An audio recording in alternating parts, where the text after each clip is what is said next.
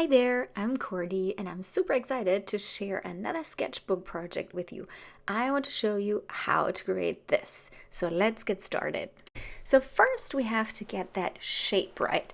And since our hands are fitting onto the page, I figured we can just trace. So you want to make sure you want to go all around and also that you sort of tilt your hand up a little bit towards you. So not like this, but like this. That makes it a little easier to trace. So here we go, once around, trying to get all the little bends and shapes inside the heart all around. Don't worry if it's not too detailed yet. We're going to have to do some plastic surgery on the hands, adding some extra lines and maybe making some shapes a little bit smaller. Here we go. Adding some lines. Always make sure which fingers are in front and then adding the lines in between. And here we go. So this is one hand. Let's do the other side. So this is going to be super awkward because I am actually right-handed, so I have to use the left hand to trace.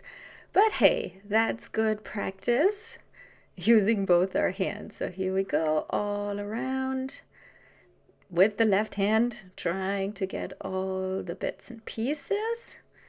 All right, underneath the thumb, the nice bend so it does shape like a heart.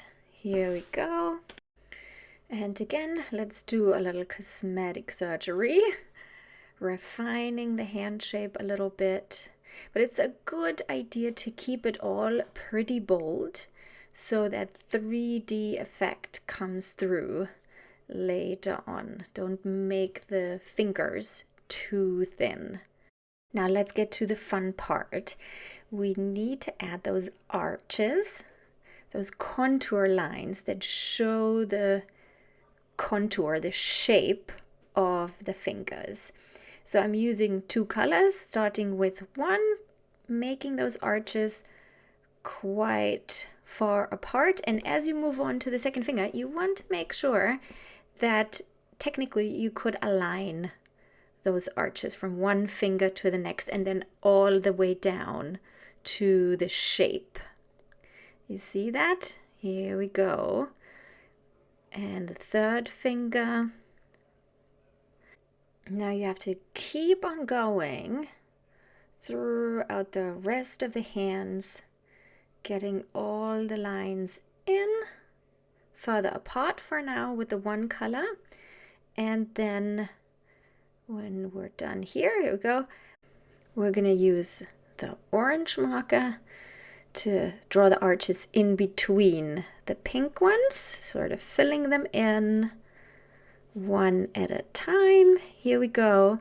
And then switching back to the pink one, just adding some extra ones where you think there need to be more.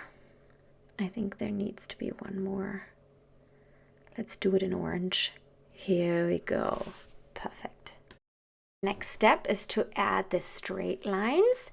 You want to connect the line that goes up and then also the one that goes down right to the one that comes from the hand. Now you can use a ruler for that if you want to, but to be honest, I really prefer the kind of organic look to make it look like a string, a little bit more sort of wobbly and untidy, but that's what I like. You can use a ruler to make it even more precise.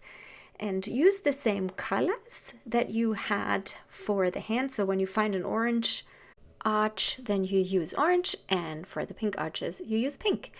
Now the next bit is the shading. So let me just show you here. We have to shade along the line. So you want to start out with pressing down hard on your pencil and then get softer and softer and softer until you can barely see it. So it's dark near the line, and as you come away from the line, it gets lighter and lighter. Here we go, and we're going to have to do this all the way around the form. Now there's these little tools that you can use to smooth out the gradient. Looks kind of nice, doesn't it? But you can use your finger instead of the stomp tool. you just get a little black finger, which is not too bad. So we're going to go all the way around, shading, shading, shading, shading.